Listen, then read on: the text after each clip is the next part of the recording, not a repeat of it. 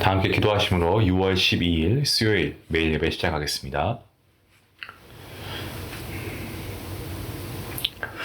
은혜와 사랑이 풍성하신 하나님 감사합니다. 오늘도 매일 예배 가운데 우리가 말씀의 은혜의 강가로 우리를 불러주시니 감사합니다. 주님의 이 은혜의 초대에 우리가 기뻐하며 감사함으로 우리가 나아갈 수 있도록 도와주시고 정말 예배하는 이 순간이 그 자리가 축복의 자리가 되게 하시고 하나님의 임재하심을 경험하는 은혜의 자리가 되게 허락하여 주시옵소서. 회복이 있게 하시고 또한 온 마음으로 주님의 놀라우신 은혜를 찬양하는 귀한 시간이 될 수 있기 원합니다.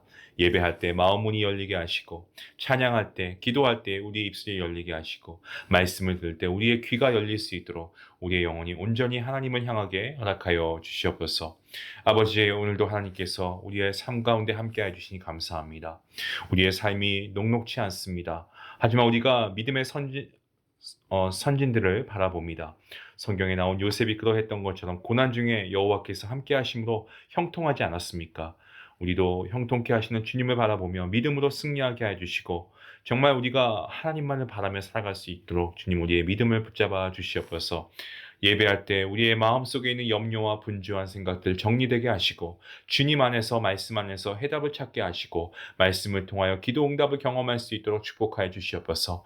말씀이 정말 우리의 삶 가운데에 아버지 큰 힘과 용기가 되는 귀한 시간이 될 수 있기 원합니다. 아버지 하나님께서 우리의 예배하는 모든 모습을 지켜보고 계신 줄 믿사오니 이 시간 아버지 우리가 영과 진리로 예배하게 하시고 이 예배를 통하여서 하나님 영광 받아 주시옵소서. 감사하며 예수님의 이름으로 기도하옵나이다. 아멘. 찬송가 205장 함께 하겠습니다.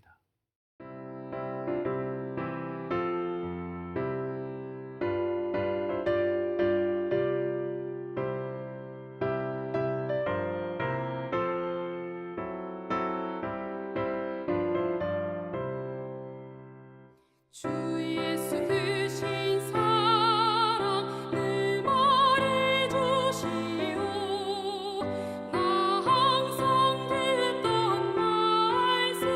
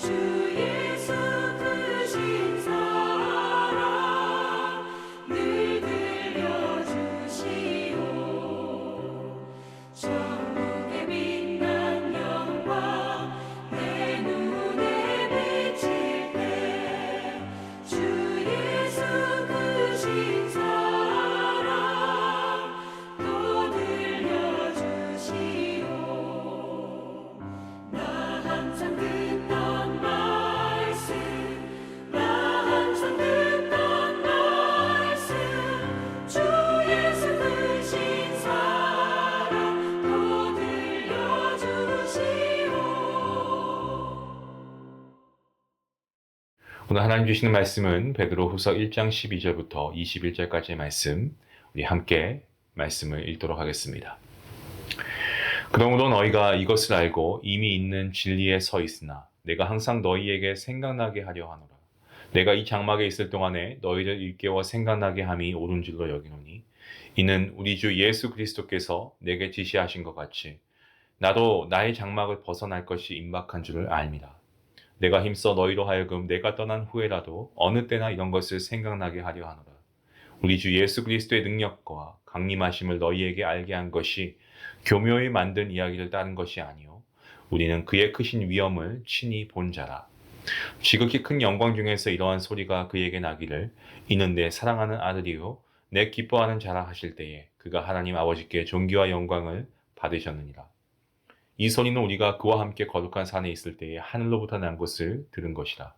또 우리에게는 더 확실한 예언이 있어 어두운 데를 비추는 등불과 같으니 날이 새어 샛별이 너희 마음에 떠오르기까지 너희가 이것을 주의하는 것이 옳으니라. 먼저 알 것은 성경의 모든 예언은 사사로이 풀 것이 아니니 예언은 언제든지 사람의 뜻으로 낸 것이 아니요 오직 성령의 감동하심을 받은 사람들이 하나님께 받아 말한 것입니다. 아멘. 오늘 저희가 읽은 베드로후서 1장 12절부터 21절까지의 말씀, 긴 구절은 아니지만 이 부분을 본문을 한 세 부분으로 나눌 수가 있습니다. 첫 번째 부분이 본문 12절부터 15절까지 말씀인데요. 이 베드로가 성도들에게 권면의 말씀을 쓴 이유에 대해서 설명하고 있습니다.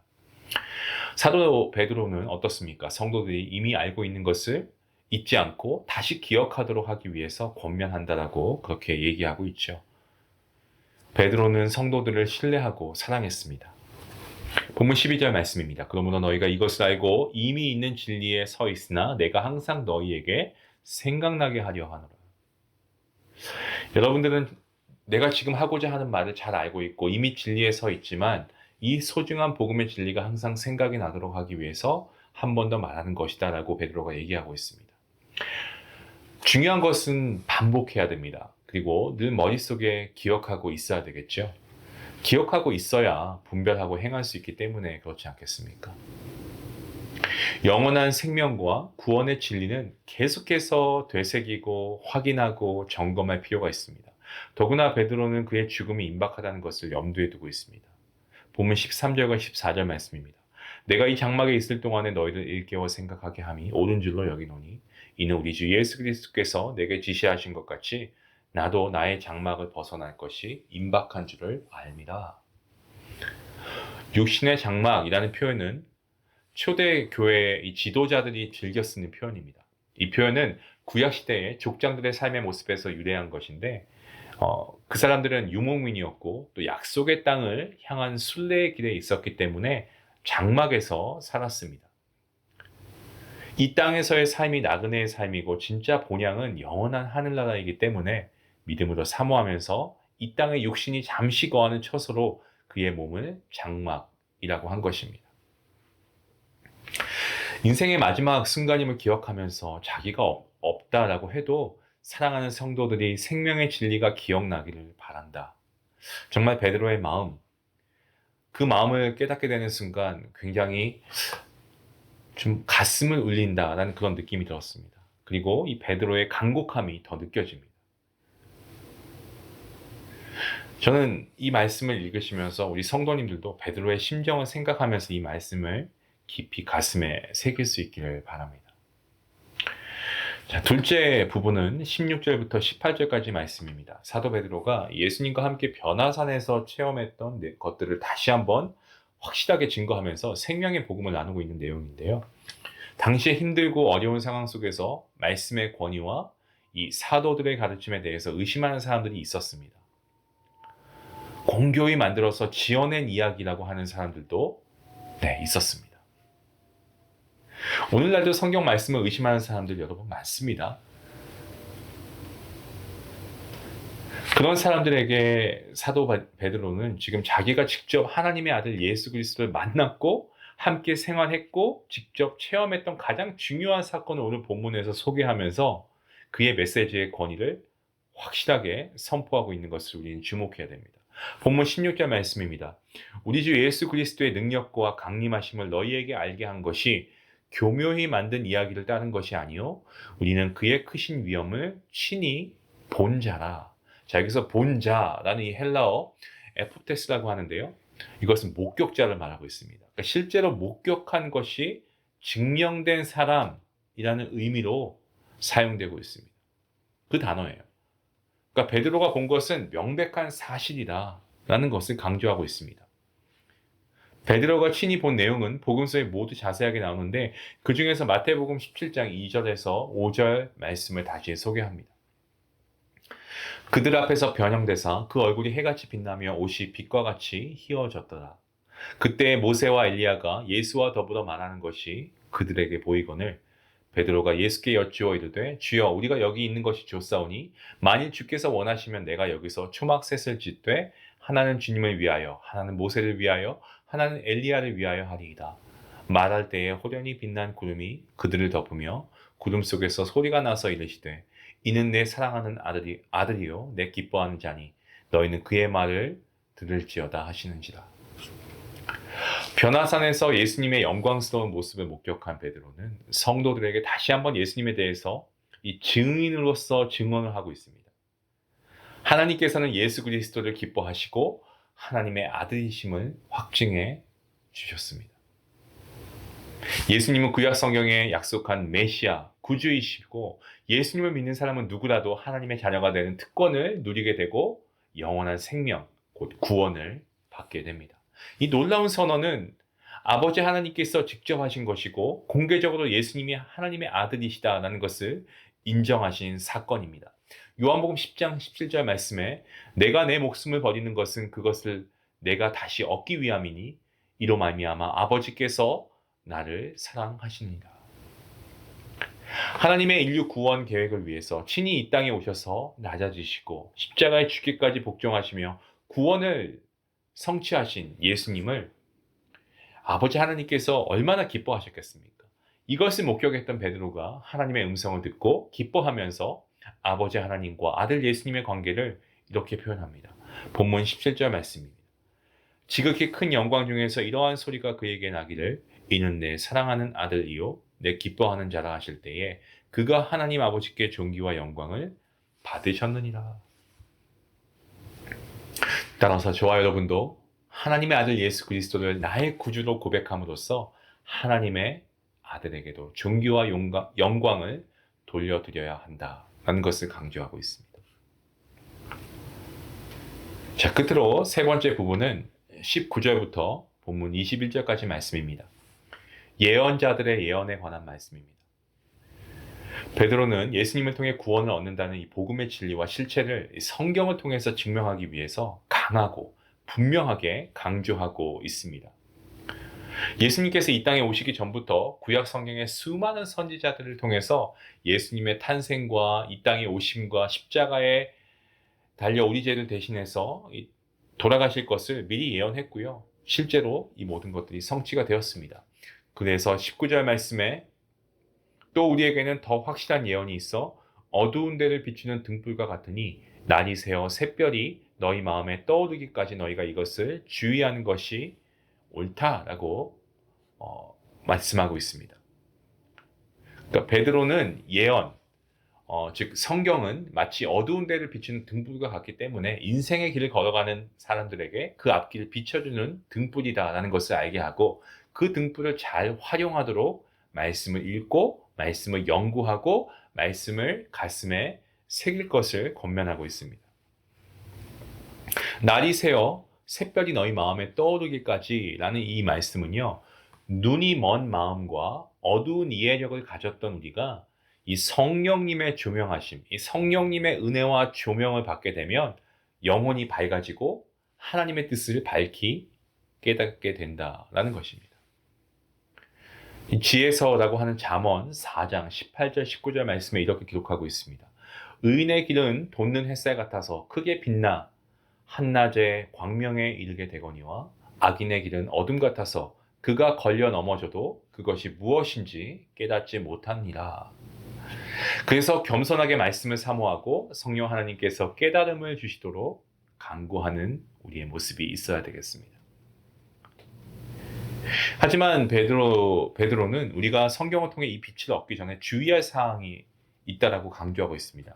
주의할 점이 하나 있는데 그것은 성경을 사사로이 해석하지 말라는 겁니다. 본문 20절과 21절 말씀입니다. 먼저 알 것은 성경의 모든 예언은 사사로이 풀 것이 아니니 예언은 언제든지 사람의 뜻으로 낸 것이 아니요 오직 성령의 감동하심을 받은 사람들이 하나님께 받아 말한 것입니다. 이미 그 당시에 성경을 사사로이 해석하면서 자기에게 유리한 쪽으로 이용하는 사람들이 있었다는 것을 말씀하고 있는 거죠. 요즘도 성경을 자기의 이익과 교묘한 교리로 속이기 위해서 인용하는 경우가 많습니다. 이단들이 그렇게 하고 있고요. 베드로는 이단과 악한 무리들이 정말 임의로 성경을 해석하는 것을 경계하고 있고 그러면서 성경이 성령의 감동으로 기록되었기 때문에 성령의 도우심을 구할 것을 권면하고 있습니다. 그것을 가장 쉽게 확인할 수 있는 방법은 성경을 해석하고 공부할 때 사적으로 하지 말고 공교회를 통해서 여러분이 출석하는 교회가 되겠죠. 저희는 중앙교회, 이 교회를 통해서 역사적 전승과 전통을 존중하는 것입니다. 왜냐하면 성경에 관한 깊이 있는 연구가 지난 2000년 동안 계속되었기 때문에 해석하지 못할 부분이 없기 때문입니다. 거의 없기 때문입니다. 물론 요한계시록이나 또 어떤 성경 말씀들은 아직도 연구가 계속되고 있습니다. 하지만 우리가 정말 그 성경의 올바른 뜻을 우리가 알기 위해서는 성경을 우리가 공부하기 위해서는 성령의 도우심을 구해야 합니다. 말씀을 사모하고 하나님께서 내게 주시는 음성으로 이 성령의 도우심을 통해서 그 음성을 받을 때 우리 영혼이 밝아지고 신령한 지혜를 얻게 되는 것입니다. 사랑하는 성도 여러분, 우리가 생활하는 가운데 성경을 통해서 정말 우리의 심령이 어두움 가운데서 밝아지는 이러한 은혜의 경험 하실 수 있길 원합니다. 그리고 우리가 성경을 더 깊이 알고 공부하기 전에 우리가 꼭 기도할 것은 성령 하나님의 조명하심으로 우리가 이 말씀을 깨닫게 하시고 이 말씀을 깨달음으로 행할 수 있는 믿음까지도 우리에게 허락하여 주시옵소서. 이렇게 기도할 수 있기 원합니다. 그것 때문에 우리는 성령의 감동으로 기록된 이 성경, 하나님의 말씀이 우리의 삶을 인도하고 이 말씀을 통해서 우리의 삶이 새롭게 우리가 변화될 줄로 믿습니다. 그러한 은혜와 축복이 여러분과 가정 가운데 충만할 수 있기를, 또 우리 믿음의 공동체 가운데 함께 할 수 있기를 주님의 이름으로 간절히 축원합니다. 기도하시겠습니다. 하나님 감사합니다. 초대교회의 박해와 어려움 속에 예수 그리스도를 따르는 성도들에게 베드로가 죽음을 앞두고서도 정말 올바른 신앙으로 진리 안에 살아갈 것을 정말 간곡하게 전하는 그의 모습을 우리가 보게 됩니다. 정말 그리스도인인 우리 모두가 주님의 말씀을 읽을 때에, 묵상할 때에 정말 베드로가 경험한 것처럼 생생하게 받아들이고 겸손히 믿고 순종할 수 있는 그런 우리 모두가 될 수 있도록 인도해 주시옵소서. 성령의 조명하심으로 어두워진 우리 마음을 밝혀주시고 진리의 말씀을 깨닫게 하여 주시옵소서. 그리하여서 우리가 더 말씀을 읽고 묵상하고 공부하는 재미가 날마다 커지게 하시고 그 말씀대로 순종케 하여 주시옵소서. 늘 우리의 영혼이 하나님의 말씀에 순종하며 깨어있는 삶이 되어서 우리가 오늘 하루도 하나님께 감사와 영광 올려드리는 귀한 복된 성도 될 수 있도록 인도하여 주시옵소서. 감사하며 예수님의 이름으로 기도하옵나이다. 아멘. 여기 말씀 생각하시면서 함께 기도하시겠습니다. 우리의 삶 속에 생생하게 하나님의 함께 하심을 경험하신 적이 있으십니까? 여러분, 그런 것이 있다면 함께 나누시고 그러한 간증을 가지고 복음을 전할 수 있기를 원합니다. 그리고 여러분 말씀을 더욱더 가까이 하시고 성령 하나님께서 그 말씀에 깨달음을 주실 수 있도록 여러분 함께 기도하시길 바랍니다. 우리 같이 함께 기도하겠습니다.